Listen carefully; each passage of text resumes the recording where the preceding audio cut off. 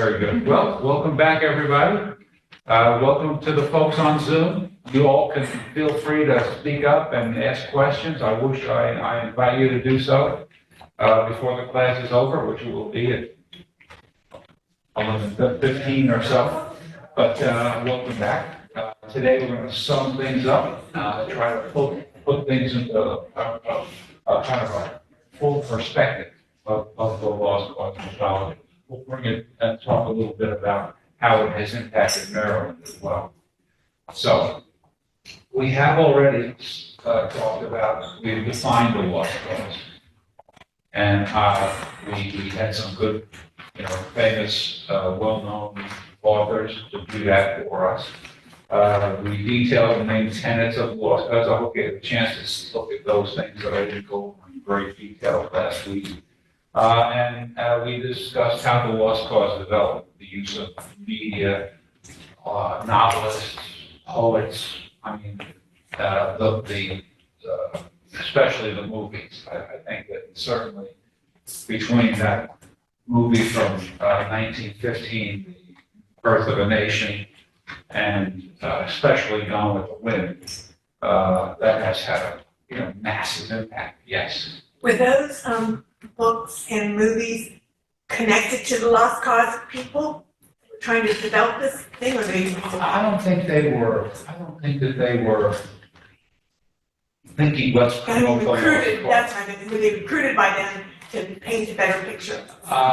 Perhaps. I can't really say, especially. About the D.W. Griffith from 1915. I don't know. I think he was just portraying what he felt was right. And probably Margaret Mitchell was doing that, although I think Margaret Mitchell was probably more sophisticated and may well have had that in mind. I think that she took characters who were largely massive secessionists. For example, I read Butler. If you were, I don't know, you might have heard Robert Rhett. Do you know who Robert Rhett was? He was the editor and publisher of the Charleston Mercury, which was the leading secessionist newspaper in the entire South. And it had its following all over the South. People just didn't read it in Charleston. It was shipped out all over the place. Rhett was one of the leading flame-throwing secessionists for years prior to the secession of South Carolina. He was one of the people who worked hardest to force the secession of South Carolina. Somehow Rhett got into Gone with the Wind, and whenever she says, "Oh, Rhett," all I could think of is Robert Rhett. And there is a little bust of him when you're walking around. I guess it's on King Street it's King Street in Charleston. You pass by one of the old buildings that I might have been the Mercury, one of the Mercury building where they published. And there are bars in the window, and there's a bust of him, behind bars.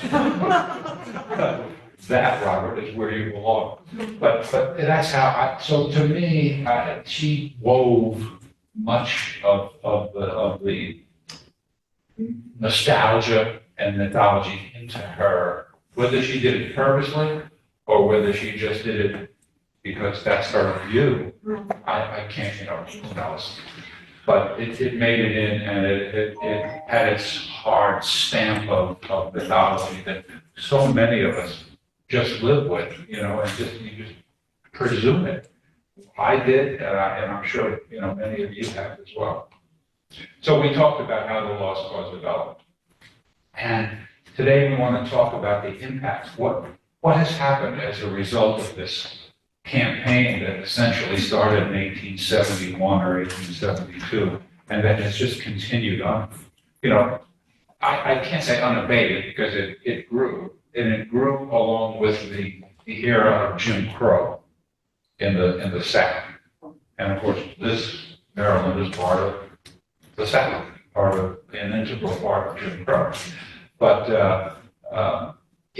it took shape because people read, people, and it was more like there were movies back before 1900, I suppose, but, you know, they did read a lot, and they talked, and they participated in the rituals of the lost cause with the daughters of the Confederates and that sort of thing. You take part in that, you live it, and of course, there were many of the former soldiers who were still alive and kept talking and promoting what their history was, even though it might have been really stilted.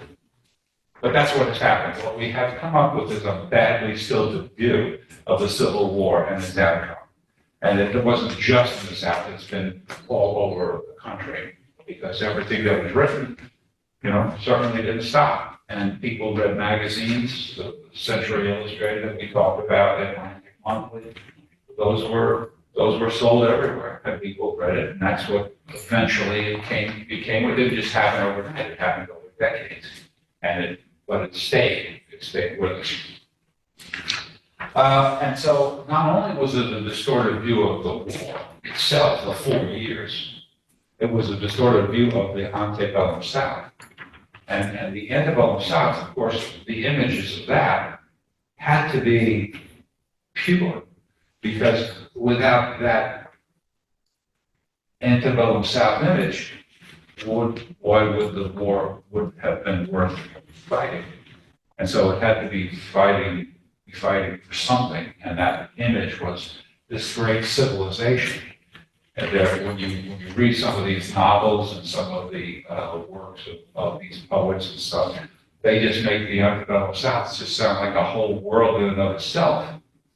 And I have to acknowledge, you know, certainly that the life of you know, planters, of very wealthy planters was pretty darn good. They were the wealthiest people in America. There might have been a handful of railroad people or bankers in the North who were also equally wealthy, but there were more than the fair share of planters were part of the wealthiest people in America who lived like the O'Haras and the Wilkses. And so that was true. On the other hand, the antebellum South was not like that for the vast majority of people. You know, I'm not saying that, I'm saying that living in New York City, if you were poor or middle class, was so easy by any stretch of the imagination, but nobody's saying that.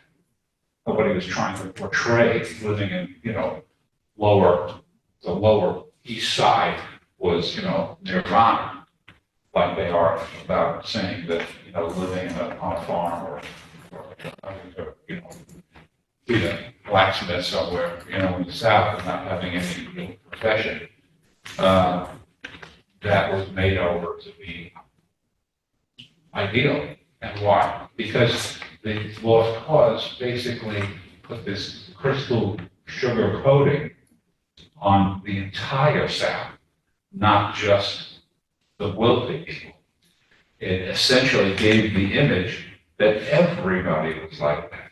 And hardly the lost cause was like, oh yeah, this is just for the rich folks. It doesn't really suggest that. It suggests that everybody lived in this high culture, this high civilization.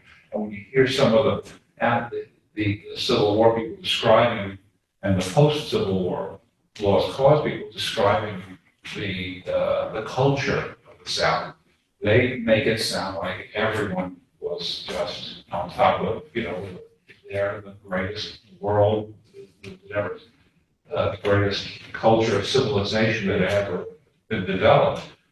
But just the South, the North, you know, they were mudsills. The working class were mudsills, and they were just tools of Abraham Lincoln. And that's the way it was sold. And it's unfortunate, but that's the way it was. And it was perfect. I mean, it was bought, sold, and believed in by those folks.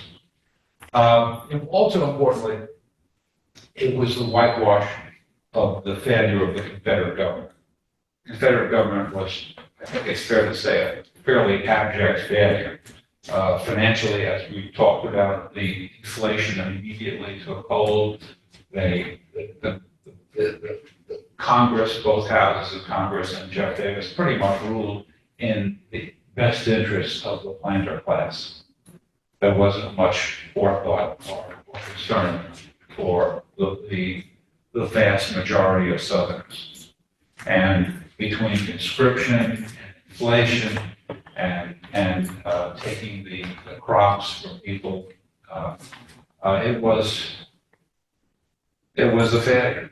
They quickly dealt with, and they harshly dealt with desertion, conscription, evasion, and it just wasn't pretty. It was, a mess. There were places there, for example, in North Carolina, when Yankees invaded where Kinston, North Carolina is. There were a handful of people from Kinston who were part of Longstreet's Corps. It was Pickett's division, and these people, a handful, like 40 or 50 men, went over to the other side because the Yankees were already occupying Kinston, North Carolina. And these men, they committed treason for the Confederates. They were in the army. And when somehow the Yankees left, or these men were separated, they were captured by Pickett's men. And they were all executed. 40 men. That they had to do that, but that was a horrendous internal.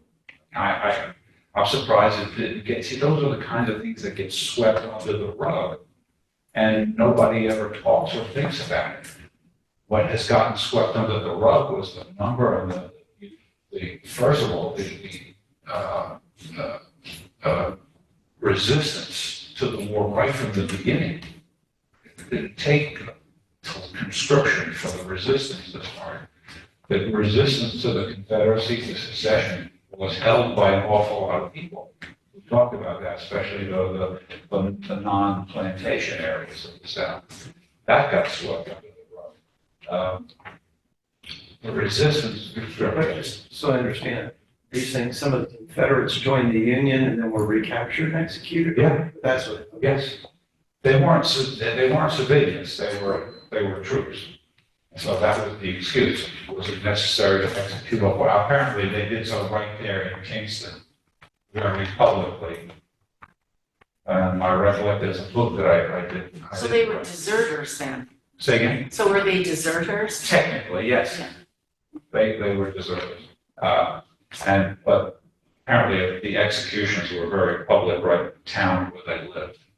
So Kingston has never been quite the same after that. But that's the sort of thing that gets swept under the rug in the glorification of our troops, of our troops. And of course, what gets swept under the rug by a lot of women is what we talked about, the deprivations, the starvation, and what women went through with all the issues that they had. It's forgotten. It just gets swept under the rug, and just a real world view of the war disappears for most Americans. And for better or for worse, we're deluded. We are deluded. We learn the deluded, version of history. It's just unfortunate, but it's important to know. The worst thing maybe is the cover-up of the horrors of the 4 million black person gulag. And of course that went on for how many decades, 40, 50, 60 years before the Civil War. But it became increasingly intense. The bigger the plantations, the bigger the industrial aspect of plantation growth of cotton became, the harsher it got for the people who were doing all the work. But the lost cause has eventually caused most Americans to not really understand the depth of depravity of that kind of, life in the South. Yes. You were talking about publications a little bit ago, and I understand the one in Charleston, but you mentioned the Atlantic. Now, that's published in the North. Right. And that was publishing. It was publishing, they were published, the Atlantic and Century Illustrated, and Scribner's. Those were the three nationwide monthly or bi-weekly magazines. Harper's Weekly was another one, that went out nationwide before the war. During the war, it didn't go south, but after the war, they started publishing to the South again. And what they did to get subscribers was to publish all of these discussions that lost cause authors like Jubal Early and those people from the Southern Historical Society papers would write. They would write that history of their version of it, and then the Northerners, in order to make money for their publications and to renew connections with the South, they just published it. And they did not just that, but they published other things. They published stories by Northern generals and politicians, I'm sure. But it's the ones that about the Southern version of the war that got most of the attention, and of course got most of the most Southerners to buy in, to allow themselves to look past it, to whitewash that ugly history and get on with the future. Slavery was gone, but certainly not white supremacy, and certainly not the KKK. But slavery was gone, and they feel, and this is the main author of that was Jubal Early. I just got this book pretty recently, The Heritage of the South, and in it, essentially, he just explains why the South was right, and he has no apology to make. We didn't do anything wrong. We were on the right. And why does he say he was in the right? Specifically, though, what was his because main reason? constitutionally, because the Constitution protected, slavery. It was legal.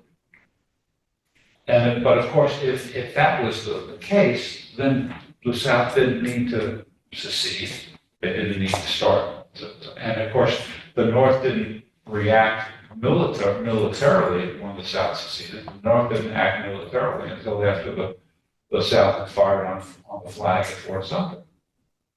So he can maintain his position all he wants. Doesn't make it right, but he's a good lawyer. So that's his attitude. And he was an unreconstructed Southerner. And really, wasn't it more about the expansion of slavery That's rather than just the fact that the slavery existed? absolutely. Because it could continue to exist where it was. Right. The argument was the North didn't want it to expand and the South did. Right. And that was the trick for average Northerners who had nothing to gain from slavery. But what they feared was going to California and looking for gold, for example, which was discovered in 1849, and having to compete with slaves, and have a slave owner sit back and watch his slaves, grab the gold and profit from it, and not pay them anything, not do anything reasonable, be cruel to them. Those are the kinds of things, and that's why, for example, in Baltimore, it's a slave state, but a large city. There was, even the blacks in Baltimore were free blacks. They weren't slaves. They made some money for the jobs that they did. Were they going to accept slaves in Baltimore all of a sudden to compete for the good jobs that they struggled to get over decades prior to the war? Was anybody, that's the issue. And a lot of white people, in the South never really saw that. They missed that train because they just stayed with the the horse and buggy idea that we need we need slavery because otherwise we'd have no social power over them. And that was how they self-deceived. They were deluded. They listened to the dogma of the planter class. That was the trouble. That's when you really boil it down. They supported secession. They supported the Civil War. They supported slavery, and they feared the abolition of slavery probably more than the planters themselves. And let me jump. Yes. Were there, and how long did it take before planters started paying laborers? I suppose right after the war, when they became they became sharecroppers. Because they didn't have big plantations anymore. Right? Well, they had the land. They owned the land, and they needed to get the cotton growing again. Yeah. And so they were basically forced, because there was still, for the first 10 years after the war, there was Union occupation in the South. And so Union troops were there, and if planters didn't pay or wouldn't be to work with blacks, blacks wouldn't have a market. The cotton couldn't be effectively grown because it was all hand. And so they were forced into that. Essentially, that's what Maryland was doing prior to the Civil War. In order to no longer grow tobacco in Maryland, out here on the Eastern Shore especially, sharecropping and tenant farming, seasonal workers were used in the 1850s out here. Why? Because there was no more, they were rarely growing tobacco because they couldn't make money with it. They found that they could make far more money growing food crops to feed Baltimore. There was a huge market for that. The third or fourth largest city in America, still growing by leaps and bounds. They saw that that was the future. That's why they manumitted their slaves and they let them, live on the property if they would work, and they would hardly compensate them. But it was not slavery. They were no longer slaves. They couldn't be sold. Their families. They could marry. Right. They could raise their family and not worry about kids being taken away. Right. They couldn't be educated yet. They weren't allowed to do business before the war or after the war. We'll get to that. So it covered up for the Gulag. It also covered up for the economic destruction of the South. The loss of 40% of the livestock, which we talked about 2 weeks ago. The loss of virtually, their rail systems and virtually all of their industry, whatever there was of it. And so somehow nobody would recognize the damage that was done as a result of the war. All they saw was the glory and the passion and the bravery and the courage of the soldiers. So it's diluted. It's in a wholesale. Here we go. Wholesale distortion and abuse of the Word of God in the Bible, the way they interpret the Bible, but they were doing it for financial gain. There's no question about that. And that perhaps is maybe the worst residue because they still, by acknowledging that slavery is no longer theirs, and they no longer were arguing about the greatness of slavery, which they did beforehand. They still didn't acknowledge the equality of black people. They never did. Some still don't want to. But the point is that that was, part of the distortion of the lost cause, and it's unfortunate. We'll talk about. I started mentioning names. The leading clergyman, Benjamin Palmer, Presbyterian Bishop of Louisiana, James Thornwell, Presbyterian Bishop of South Carolina, Stephen Elliott, Episcopal Bishop of Georgia, George D. Armstrong from Virginia, Presbyterian Church, and Richard and James Furman, South Carolina. Who here heard of Furman University? Oh. I had an uncle who once went there. The Purple Paladins at Furman University. Richard was the father, James Furman was the son. James was, the father died right before the Civil War, but they both had, major impact. But during right before the Civil War in 1861, Furman was quoted here, and he was a kind of a rabble-rouser. To give you an example of how these preachers spoke to the poor folks, average folks, he's quoted, and I don't know exactly where it came from, but if you are tame enough to submit, he claims South Carolina Baptist clergyman James Furman, abolition preachers will be at hand to consummate the marriage of your daughters to black husbands. No, came the crowd, came the shouts. And those are the kinds of statements and fear-mongering tactics that even preachers use to support secession. Why? Because they were slave owners themselves. And they used the Bible, they used their Christian teachings to twist the word of God. And, when you have that kind of a powerful message given by those kind of powerful, articulate, educated people, very little chance. And of course, if you don't have other newspapers or other media that you can rely on for the mitigating ideas and thoughts and statements, that's what you live with. And that, unfortunately, is why, especially, of course, in South Carolina. South Carolina was absolutely the bottom of the barrel when it came to firebrand, fire and brimstone preachers. So that's the case. And the Southern civil religion that the Lost Cause produced was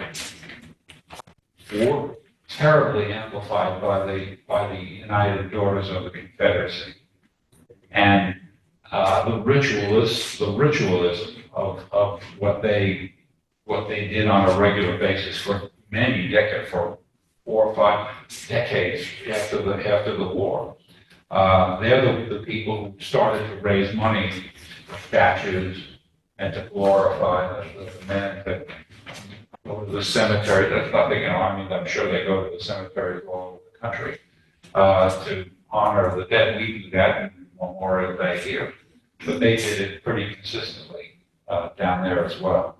And if they had 2,400 chapters at one point of the United Daughters of the Confederacy. But every meeting was supposed to start with the invocation.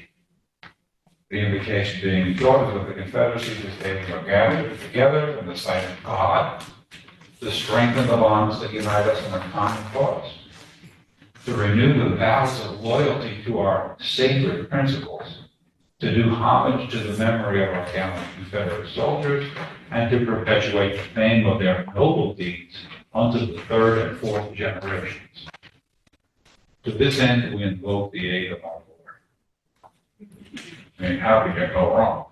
Even as the Daughters of the Confederacy were still having their meetings in Easton in 1972, I was working as a receptionist at a law firm and got a message to remind Mrs. So-and-so that her meeting at the Daughters of the Confederacy was to be held at one of the very popular churches downtown Easton.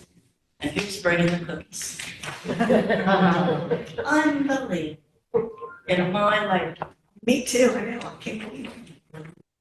I think a few years ago, we did I was part of a different group where we did a public forum where we had people, African-American local folks, who are younger than me, I don't know how much younger, but they're younger than me, and they lived through desegregation in Easton. And they reconciled with some, white friends who they've known all their lives in Easton. But they talked about getting rocks thrown at them on their bus to get to school, being spit at in school. I mean, all kinds of things yelled and cursed at them by adults, not just children. And it was amazing that those people are still their neighbors in many cases, people that they never did reconcile with. And to have lived through that in this place on the Eastern Shore just 50 or so, 60 years ago now, that is, sobering. And to think that that still exists, probably because people had this image of losing this great Southern society, this antebellum image. That's what was lost, and that is the feeling of loss that people who had Southern heritages articulate. That's what they feel. It's not right, but that's their feelings. And so they feel that it was taken away from them. They feel cheated, so to speak, and for whatever reason, they still harbor some degree of either animosity or frustration with the rest of the country. I've talked about my involvement with the Georgia Institute of Technology people for a long time. Not that many years ago, I was online. We would talk on the football website. And then there was another portion of the website that just was talking about anything you want to talk about. And of course, they talk about the war. And one guy was saying that this was the day where his great ancestor died at Camp Lookout in Maryland. And I saw that, and basically he said that I asked about it, he wrote that his ancestor was captured. What did I also tell you about this? He was captured by General Sherman on the second day of the March to the Sea in Jonesboro, and on his farm. And he was taken prisoner and taken to Savannah, put on a ship, sent to, eventually got to Camp Lookout, and died there eventually. I said, well, that's really interesting. I started to think about it a little bit. And then I realized that General Sherman didn't take prisoners. He didn't kill everybody, but he didn't want them. He would have had to feed them. And then the other thing was, if this guy was part of the Army of Tennessee, why was he home? Because he deserted. And I said, I told him, the guy maintained all this, and he said, I have a certificate from the Clayton County Historical Society. I said, how much did you pay for that? Because they pretty much tell you whatever you want to hear. And it became embarrassing to have to, because he couldn't answer those questions. And so I explained, and I took the opportunity to explain what really did happen. I'm not sure he believed it. I think in his heart, he has to understand that something was amiss with this story. And he probably regretted having written all about it and publicized it. But those are the attitudes. And this is a Georgia Tech alum. I mean, this guy was a pretty smart guy. Smarter than me. I could never have gotten into Georgia Tech. But the point is that was the attitude. That's what these people hold this. Some guys on that website felt like, they were, that he was living under occupation still in Georgia. And so those attitudes are grown and maintained by this lost cause mentality. And it's terribly unfortunate. It's why we have some of the attitudes, that we have today. When you hear, the Congress lady from Georgia talking about having to secede again, when you listen to Mr. Gutfeld on Fox talk about the need for another civil war, I'm not just, you look it up. I mean, it's pretty intensely, nuts. But the point is that these attitudes about going back to that, they want to talk, because they don't think about the evil and the horrors of this Holocaust that we had for 4 years in the United States of America, and the social and human Holocaust that we had for 150 years before that, and 100 years after the Civil War was over, because it's been whitewashed. And it's been whitewashed by this mythology. And I think it's important for all of us to know what this mythology is, how it came about, all the things that we've been talking about, so that we cannot, we have the right perspectives on our country's actual history. I brought some books here. The cause lost is Jack Davis, William C. Davis. It's in our library. It's a really great book. This one is as well. This is The Myth of the Lost Cause and Civil War History by Gary Gallagher from the University of Virginia and Alan Nolan, who's an attorney in Indiana. I think that's in the library too. The Myth of the Lost. This is the book. The Myth of the Lost Cause, 1865 to 1900, by Roland Osterweiss. This is the dry Yale professor view. But if you want to know what the facts are all right in there. And here's a go to. This is Apostles of this Union. This is a book that details the work, the original 7 states, the original 7 Confederate states created the Confederate government in early 1861. And when they did that, they knew that they needed to start recruiting those other 8 slave states. And what they did was they sent delegates, well-spoken, articulate people, to all those other slave states to try to recruit them for the Confederacy, including Maryland. And this is what they wrote, said.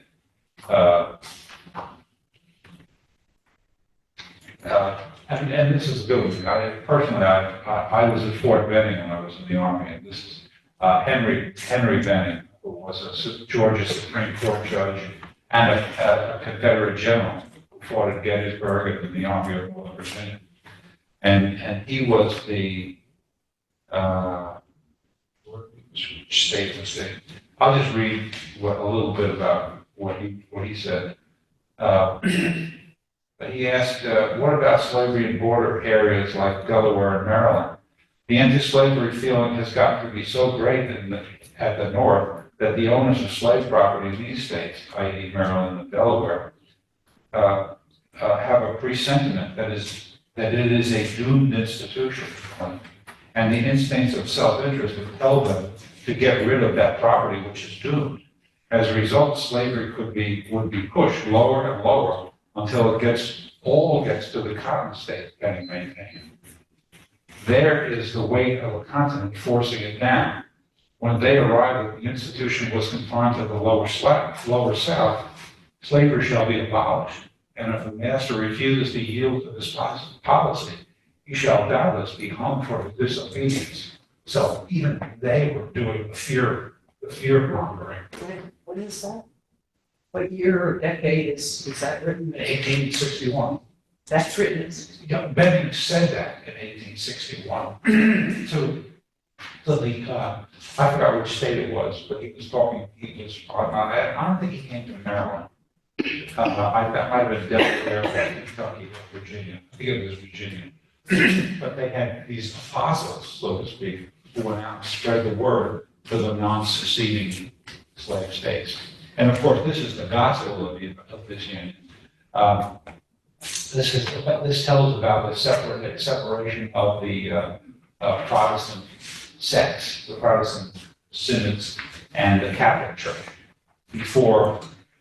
long before the war, but building up to the point where in 1861, the the southern churches were full bore supporting slavery from a biblical sense. And you heard Furman and some of these other people all wrote, articulately in support of slavery and secession.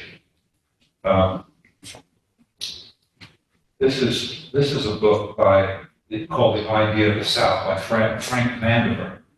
He taught at Rice University, and he was talking in this book about the Civil War, about the lost cause.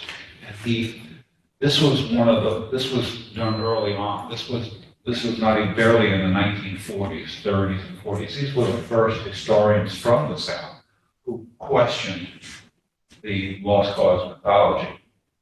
And he wrote, for the past of the South for 60 years became centered in recollection of war. Men who had been rollicking, randying, roistering soldiers became, in retrospect, knights of a vanquished Southern chivalry. That sentence really nails it.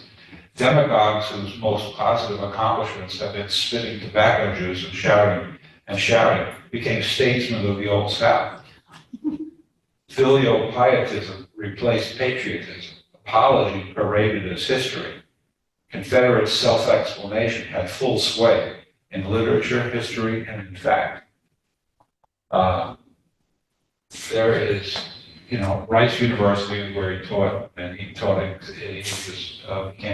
went to England, taught at Oxford University as well.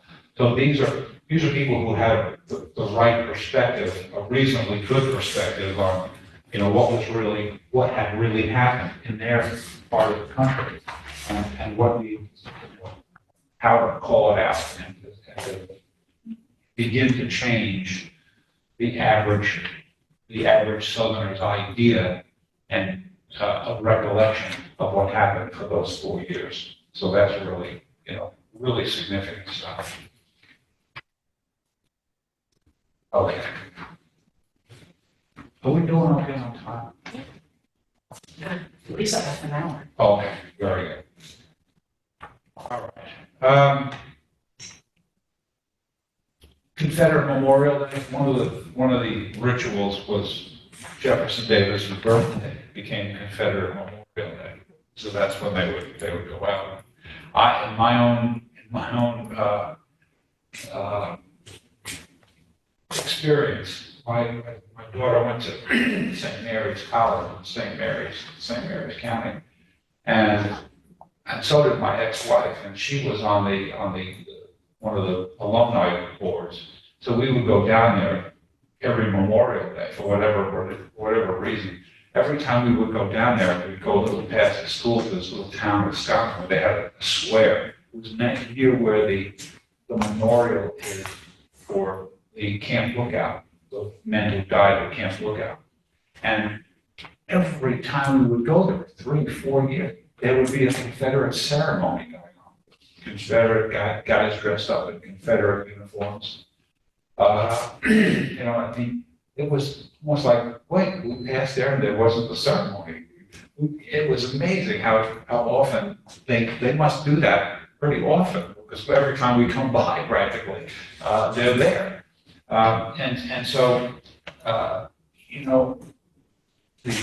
the glorification of Jefferson Davis, even though he was despised during the war, his suffering after the war, being held for a handful of months, like 6 months, I think it was 6 or 9 months, in Fortress Monroe down in Virginia. He did suffer there. I mean, it was, cruel. But, he didn't have the ball. And they put the ball and chain on him once. Somebody saw it and got it off quickly. But the point is that he suffered because that became a martyr. All of a sudden, he became a hero. And was right up there with R.E. Lee and Stonewall Jackson. And if you lived in Atlanta for very long, and you happened to play golf, you would go to Stone Mountain to play golf, as I have many times. And when you get to the 16th hole, par 3, you put out and you look up, and there's the great carving of Lee, Jackson, Davis on the wall, on the side of Stone Mountain. And that happened to be done in, the 1930s or so. It's kind of like Mount Rushmore. It's the Confederate. But that was the scene of the great Klan rally back in the day. The first great, well, not the first, but it was one of the biggest Klan rallies that they've ever had down there. And, you know, it's interesting. On the 4th of July, the Atlanta Symphony Orchestra does a concert back up on a grassy lawn, huge lawn, right in front of the mountain. And it's great. Thousands of people go. And I was invited, you know, to go my first year down there, 1977. And I went, and huge, everybody sits on their blanket and you're looking up there, and the orchestra plays beautiful patriotic music. And at the end, the last thing they play is Dixie. And you have to see this, because we're close to the back of this huge crowd. And as soon as they strike up Dixie, everybody rises up and hollers, gives the rebel yell, you know. And it was, I never forgot it. I got the idea of the intensity of why and how that happens. And this is Atlanta, Georgia. It was 1977. Lots of nice folks. Half of them, I don't know how many Northerners were in the crowd, like me. But you know, it was the transitory town. A lot of people come and move there. But the point is that this was a plot. Somebody wanted me to see this, and I did, and I never forgot it. And to think that could go on when they struck up Dixie, there wasn't that kind of reaction from the Star Spangled Banner or the Stars and Stripes Forever or any of the other Sousa songs. You play that, and it gets a massive reaction. Yes. Yeah, you mentioned a minute ago about the Ku Klux Klan. I lived in Nashville for 42 years, and I know the Klan was founded in Pulaski, Tennessee, down south of Nashville. But Grant, when he was president, really clamped down on them. And I don't know if they died out, were resurrected in the late 19th century, or I'm not nice informed about that. Well, what happened was, because of the election of the compromise of 1877, the Union troops who were there when Grant was clamping down were removed. And that was a betrayal of those black people in the Deep South and in the Middle South. And, you know, Nathan Bedford Forrest was an integral part of the Pulaski, Tennessee original Klan. And it just grew, and it became a strong terror organization, you know, back in those times. And Southern whites would, as much as they acknowledge and respected, I guess, abolition of slavery, they would not even begin to consider voting rights or social or civil equality. And to one extent or other, some still believe that. Yes. You mentioned Bedford Forrest, like Nashville, there was just recently a big controversy because they had on private land, but visible from I-65, a glorious statue of Nathan Bedford Forrest. Right. City couldn't get rid of it because it was on private land. I think it's gone now, but this has occurred really until 1990s or even later than that. It shows you how. Yeah. Right. Well, they never, I mean, Nathan Bedford Forrest is an icon. You know, and what was he? We know what he did before the war. He was a slave trader. He was the guy who went to the plantation for his payment. And he was the guy who pulled the child away from the parent, pulled the husband away from the wife, put them in chains, took them off, and sold them somewhere else. That was his work. He got rich doing that. He could afford slaves of his own and a plantation of his own. And he was a pretty wealthy guy eventually with zero education. He could hardly read at all. But that's how he got rich. And here he's held up as a hero. And even on the Ken Burns series, Shelby Foote comes on and says he has two geniuses from the Civil War. One is Abraham Lincoln, and the other is Nathan Bedford Forrest. And he describes how the granddaughter of Nathan Bedford Forrest, that he visited her in Memphis, and she allowed him to take his sword and wave it around. What a thrill it was for him to do that. You know, that is, really sick stuff, as far as I'm concerned. I guess people agree. But I can tell you this, after the war, he was one of the first leaders of the Ku Klux Klan, although he's often said that he left the Ku Klux Klan because he felt it was too cruel. I'm not sure how cruel it had to be for him to have quit. It must have been pretty darn bad. But the fact is that he failed after the war as an insurer. He couldn't succeed in business. He lost everything. He could not be a businessman. For whatever reason, he was incompetent and unable to perform as a businessman. And lost a lot of at least some of his wealth. I don't know too much about how he passed away. But he is a legend. But they'll tell you all about how he had 36 horses shot from him. He was wounded any number of times.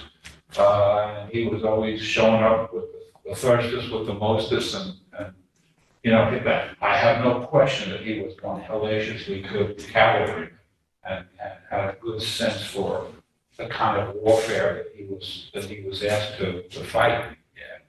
He was also, I still can't believe this, but it's true. After the Battle of Chickamauga, when Braxton Bragg refused to follow up the victory and follow the Yankees into Nashville, where they were into Chattanooga, where they were retreating to try and organize themselves. Forrest showed up and numerous of the subordinates of Braxton Bragg were very upset. They were really angry at him. Forrest went into his office and Bragg gave him an order to move troops here and there. He said, "Don't you ever move. If you ever so much as try to give me an order again, it will be at the peril of your life. You're a scoundrel." I mean, he did that. And of course, Bragg didn't have the courage to arrest him or do anything like that. But the point is that he was, fighting to the beat of his own drummer. As far as being part of a team, he had his own thing going on. But he was an odd character. He was a skilled, cavalryman, no question about it, brave and all that other stuff. But he really had limitations. And after the war, he was a failure other than his leadership, the KKK. So go figure. So these guys are heroes. I'll tell you that the other thing I can tell you is our grandson is a freshman at the Virginia Military Institute. He's from Virginia. He's a lacrosse player. He got money to go there, so he's going. At the Virginia Military Institute, I didn't know this. He told me this himself. The statue of Stonewall Jackson is gone from the middle of the campus. It was removed a few years ago. I didn't know this, but for however many generations, decades, that statue stood there. Anytime a VMI cadet walked past it, he had to salute that statue.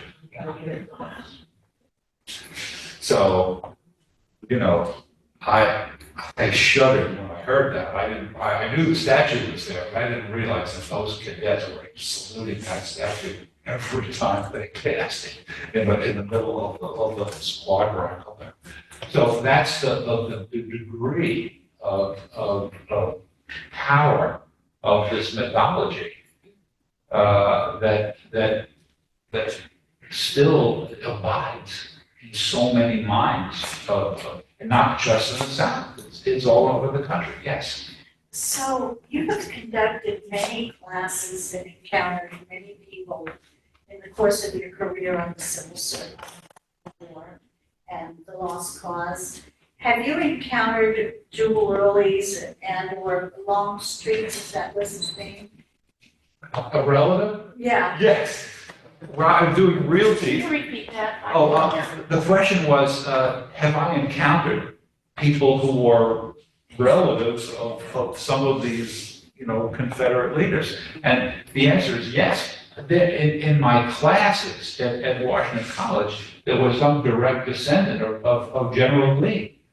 And we talked about it. He asked me questions in this class last term. Somebody, was it you who asked me what I thought of Lee? Yeah, because he's, well, my fourth cousin, 5 times removed, so I asked you what the nonpartisan view of. Right, and I think I said something to the effect that he was a great tactician and a great leader. He kept that army together. His personality, he was a fine man. He was a brilliant guy. He did so many great things as an engineer. I could tell you, my sister was married at Fort Hamilton in Brooklyn at the officers' club. He redid Fort Hamilton during the pre-war service and went across to defend the narrows of New York City Harbor at Fort Wadsworth, across on the other side of the narrows in Staten Island.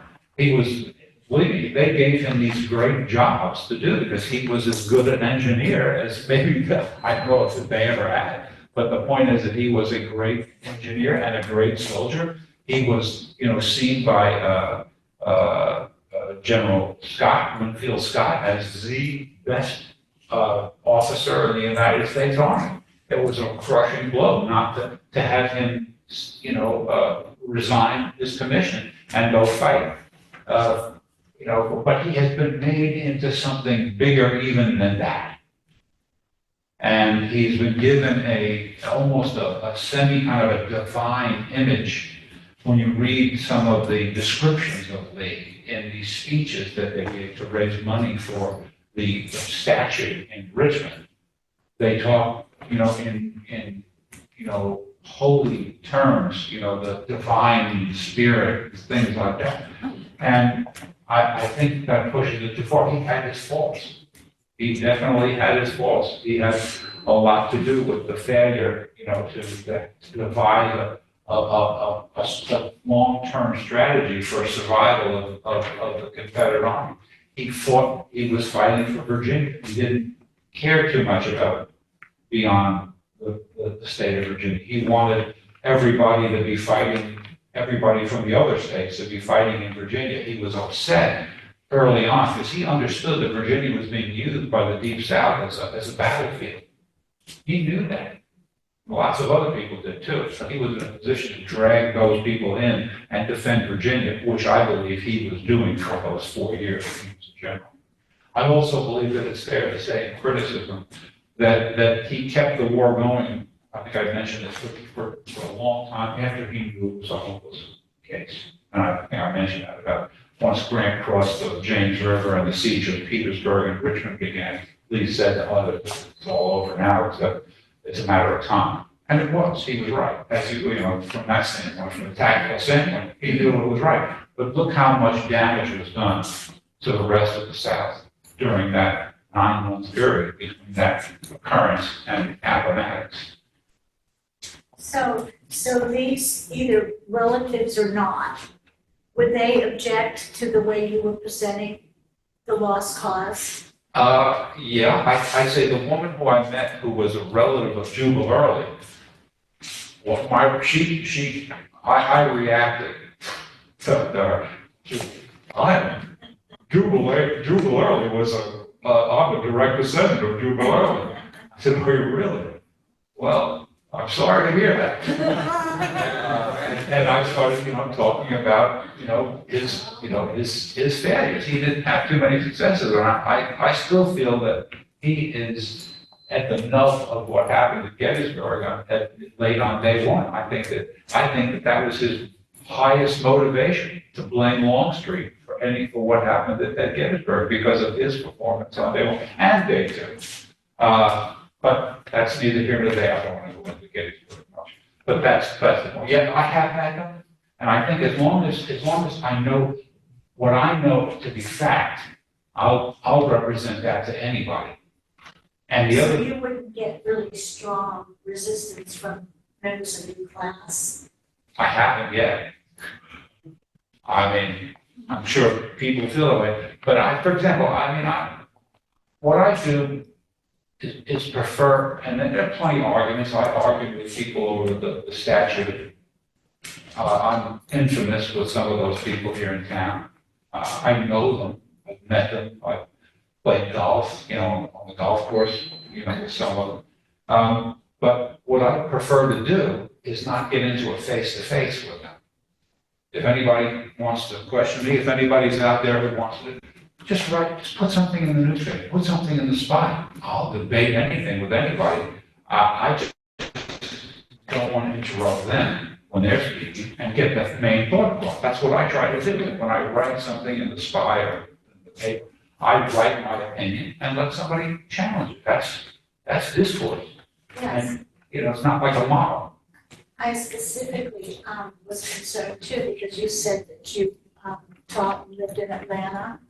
And I know that a lot of this mythology is still alive and well today. And I wondered, if these people would attend your class that have these strong. Well, I had one guy, whose name I won't mention, but he put an article in the Spy right before this class. And he said, oh, this is just, just him, I think I mentioned this early on. He said, oh, don't bother. He's just gonna, repeat what he saw from the Southern Poverty Law Center website. And so I'm okay, you can say what you want. And so I wrote back, very kindly saying, why don't you come to the class and this is what I use for, these are the kinds of things. This is certainly not everything that I've, read over time.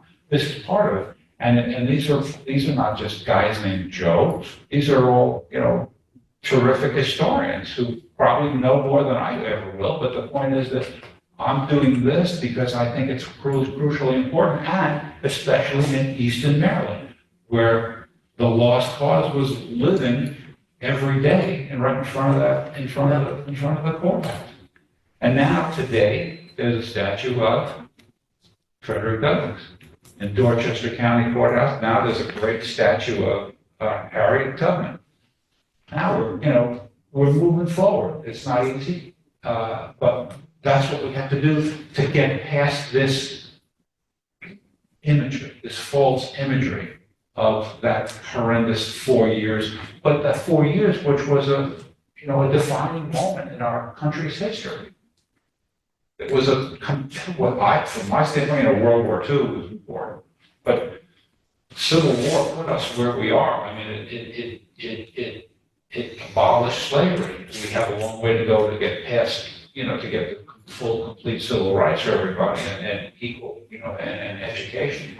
But the point is that the view that we have of that has also held us back, and that's what needs to be articulated. That's one of the reasons why I feel like I'm, it's worth for me to keep breathing so I can continue to do this and continue to write. It's my avocation, it's my passion.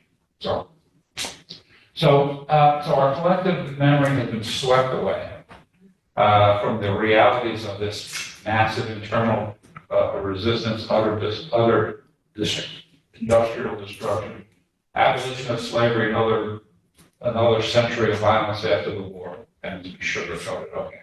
Now, in Maryland, let's talk a little bit about Maryland.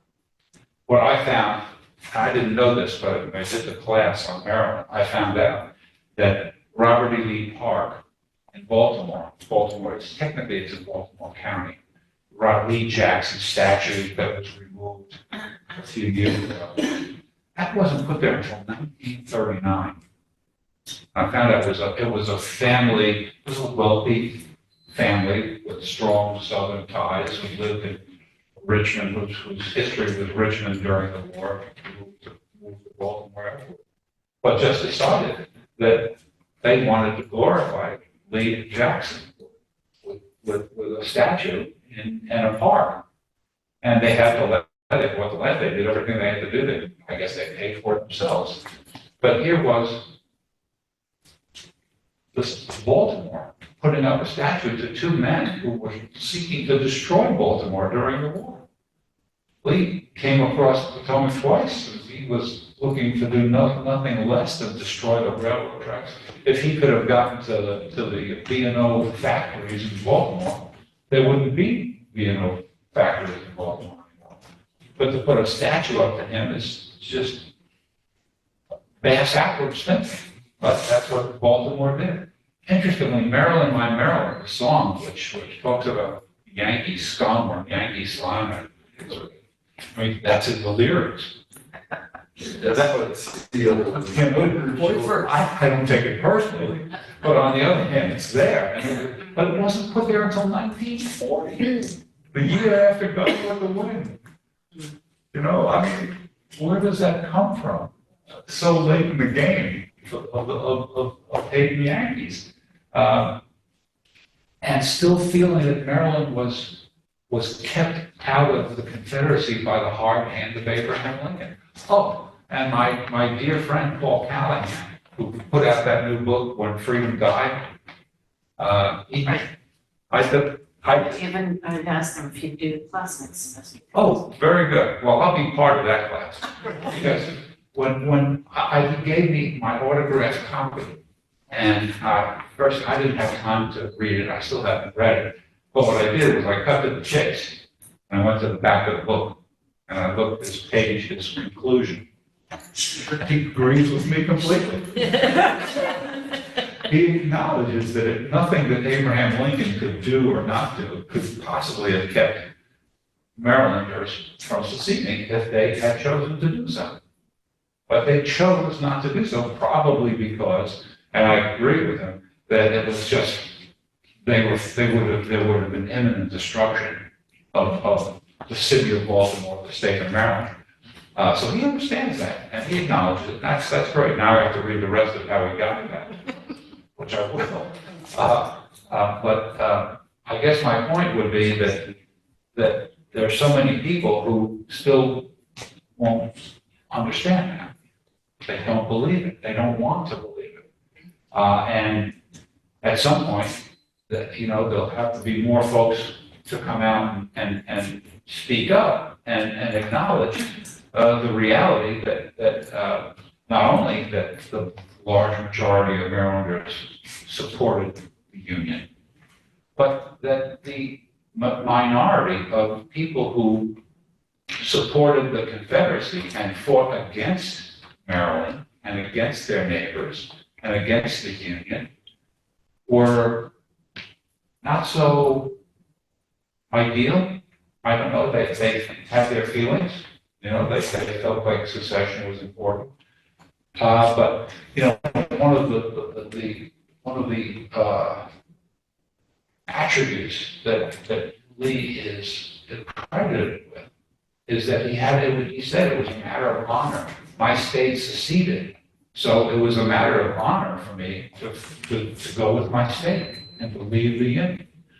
Well, let's see, Maryland didn't secede, they stayed with the Union. But the honor of feeling that you have to follow your state didn't apply to many of these people. And that's something that you never hear them address.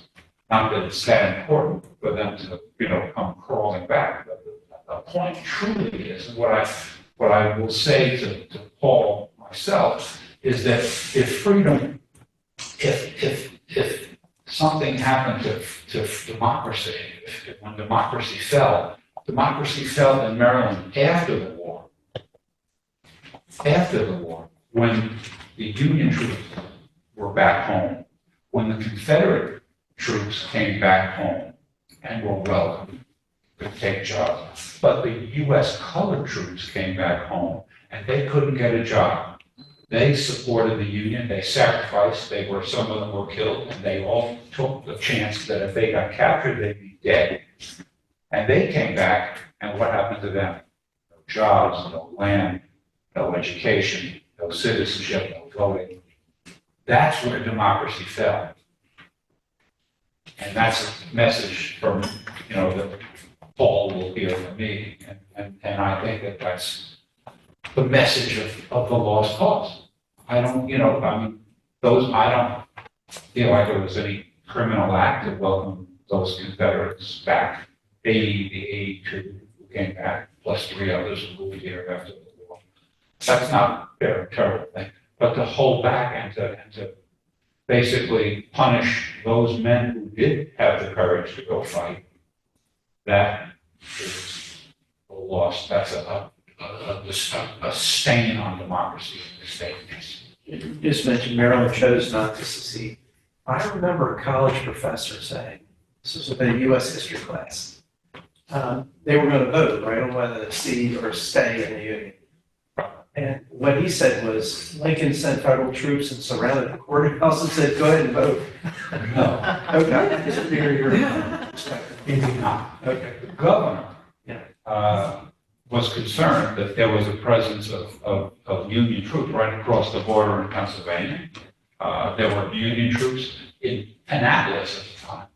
But they were struggling, and that was April 26, 1861. At that time, General from Massachusetts, General Ben Butler, he was just opening up the Annapolis Elk Ridge Railroad to open it up to Relay House to get the troops from Annapolis who came around Baltimore via the bay to get them to Washington so they could defend Washington because there were just a couple of units there at that moment.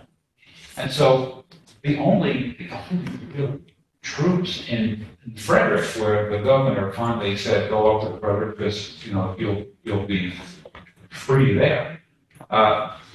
The secessionists in the legislature didn't feel compelled not to stay their position. They harangued the Lincoln administration. They did everything they could, to push their point of view. But they also had some sense of reality because they decided, I don't know how, if it was an excuse, sounds a little bit of an excuse to say, oh, we don't have the right to do that. They don't have the power to do that. It has to be done by the people. Well, sure. But they were haranguing the governor for weeks and months beforehand to call a convention so that they could secede. But again, you have to understand that these were the secessionists speaking out. And this is where we kind of lose the perspective on the majority of Marylanders. The secessionists were largely the educated people. They were the powerful people. They were the attorneys. They were the biggest landowners. They had the biggest voices. They had no hesitation of speaking out. But were they the majority? I don't think so. In Baltimore, there were 212,000 people. Many of those people were working class whites, working class blacks. And they were the heart and soul of the fourth largest city in America at that moment. And it was their position generally that was the power. And of course, they had leaders like Johns Hopkins and Mr. The head of the B&O Railroad, Mr. Garrett, and numerous other wealthy industrialists who owned factories, who had every intention of staying in the Union. They're the ones, and those average people were the ones who were going to have to start competing with slaves for jobs. They would never have settled for that. And so the fact is that the majority of people, average people, were never for secession. And most of the folks in the western, northern, and western areas were where there were very few slaves. They had no interest in fighting for slavery. They did well without it. There were many industries up in Frederick and up in that area. And slavery was a non-factor in their lives. The German farmers, the Dutch farmers, in Antietam or Sharpsburg and all that those areas, they had their farms. They didn't have slaves. They were happy, productive. And that was largely the state of Maryland. That's why I read that portion of Alexander Stevens' cornerstone speech that he gave me where he said, look, the founders of the United States of America were wrong. All men were not created equal. Slavery is important. Black men were not created as equal to white men. And he named every potential southern state that wasn't already in the original settlement. But he didn't mention Maryland. He didn't mention Delaware. And he knew that it was not, well, he didn't know, but he saw that the irrelevance of Maryland and the Confederacy, even before the guns went off in his famous corner. Really, I looked twice and three times. Where he never mentioned Maryland at all in his speech. And he talked about the inevitability of Kentucky and Missouri, also who never seceded, but he never even bothered to mention it. As if that the Maryland wouldn't do the Confederacy any good because of the fact that half the black people in the state were already free. So, I mean, that is the reality that we have to. Only nuts like me who continually read about the Civil War. We don't read novels. We know nothing. I know nothing of science. It's just I'm an environmentalist because I believe in environmentalism, not because I know anything technically and scientifically about environmentalism.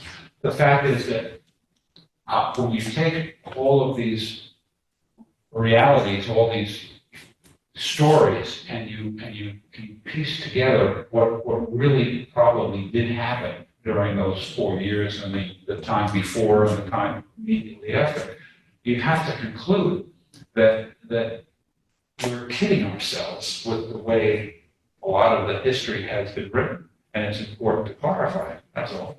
And for Maryland, I mean, here in 1915, 50 years, the 50th anniversary of the war, the public war statue was put up. Just as in Annapolis, Roger Taney's statue went up, right around that same time. This was during the height of the success of Jim Crow law. This was a glorification of Jim Crow law. And the glorification that the South won the peace after the Union won the war, because the South was able to keep its control, social and economic control of black people, that Jim Crow was. Point Lookout Prison was another thing. That the stories that come out about the horrors of Point Lookout, the cruelty practiced. Well, it was cruel. I mean, it wasn't easy on anybody. But when you analyze the number of how long that prison was there and the number of men who died, and you compare that to a place like Andersonville, there's no comparison. Have anybody been to Andersonville? You can cut the air with a knife in Andersonville. It's a sad, sad place. But I think it was 30, I forgot exactly how many people died, but it was probably 3 times as many men died in Andersonville in half the time as Camp Lookout. Now, a lot of these guys, a lot of men went to Andersonville, they were wounded, they were already sick, their chances of making were probably limited.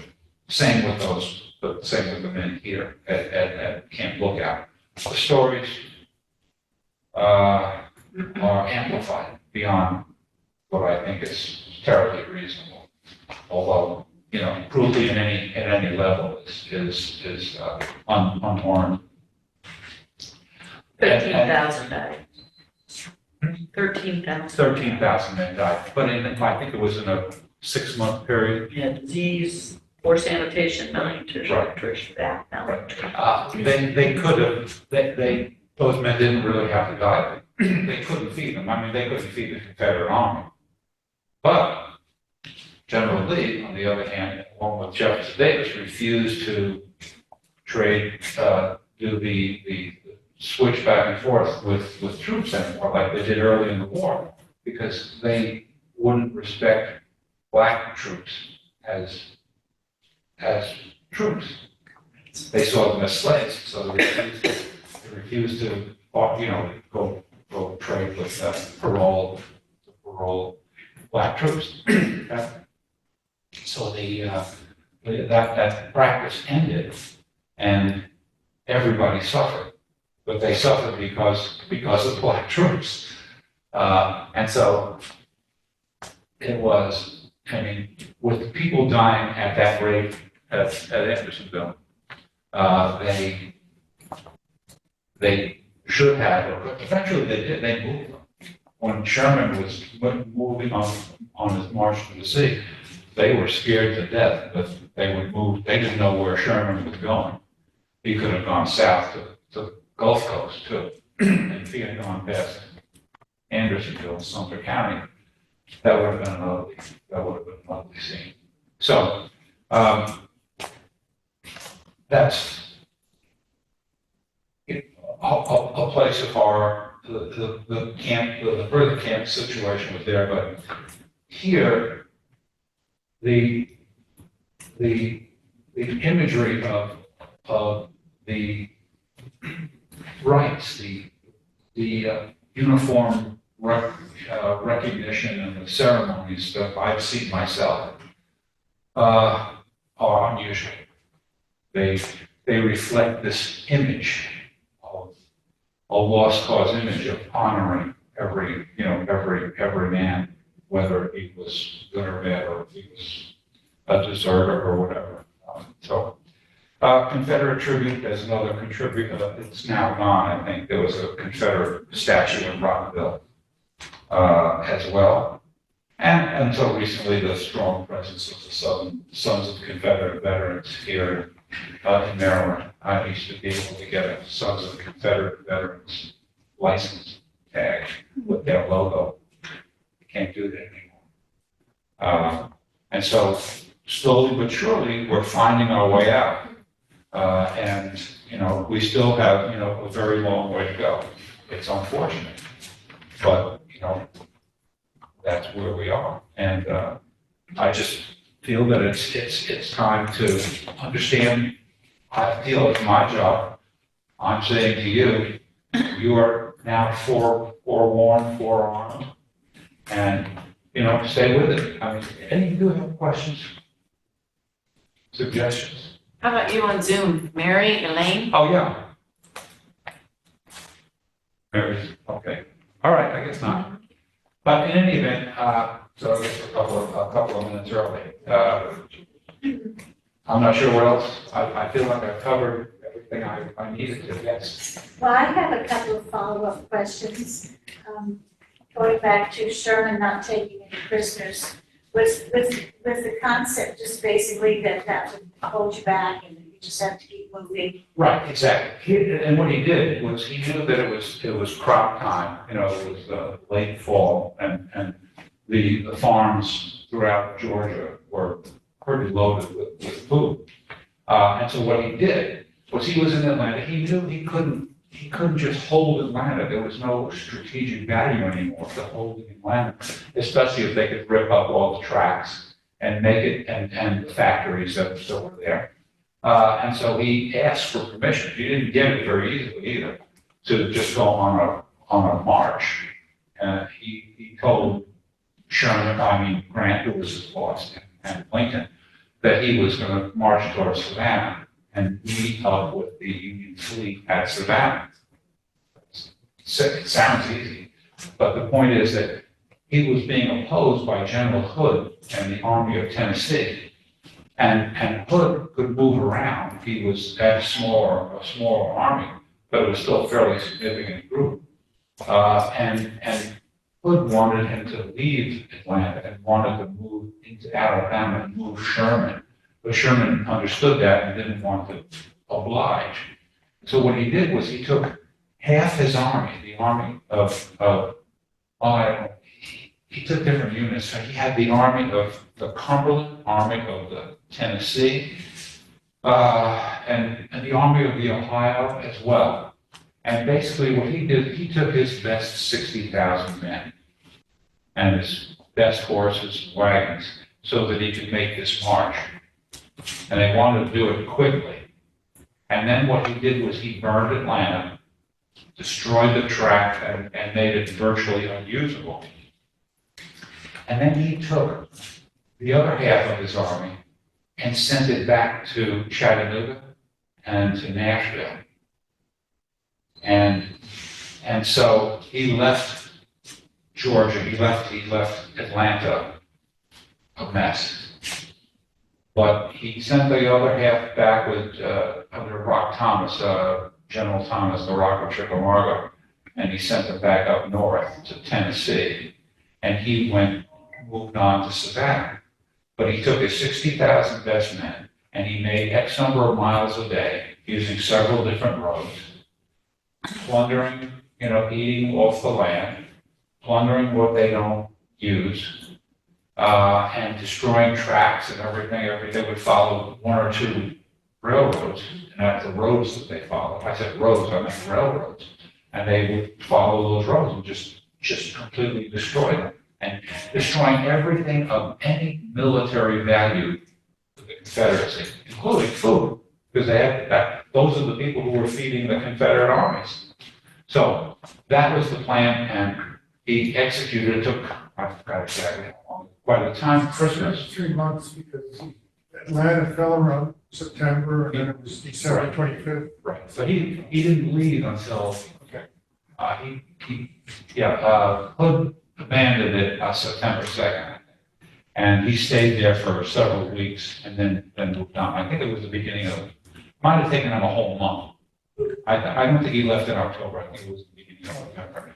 But the point was that he made it, and he basically, by doing that, he forced Hood to go after Rock Thomas and the army of the Ohio up in Tennessee.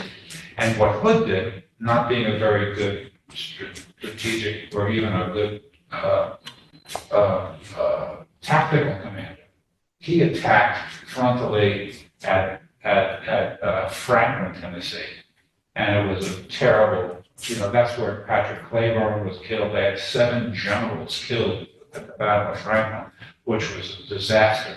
But Hood wouldn't give up on that either. He just kept moving on to Nashville, and that's where Thomas counterattacked him and just dispersed what was left of the Army of Tennessee. So that was kind of a double whammy.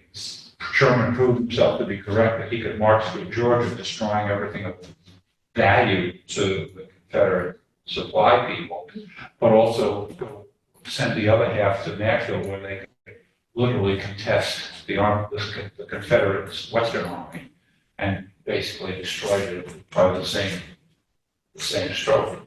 And Atlanta was nowhere. I just wanted to know what you said. They didn't take prisoners. Did they shoot them all? Oh, no, there weren't. They hardly had any, there was hardly any Confederate resistance. See, the only real force was the Army of Tennessee led by Hood, who moved west and north.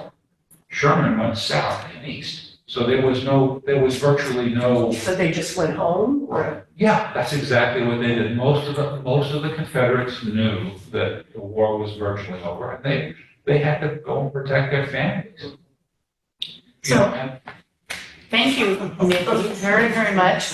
I want to know, what are you going to teach next? I think we'll do what are the border states? The border states. Oh, are you going to do that in the winter? Yes. Ah, I have to get. Yes, I.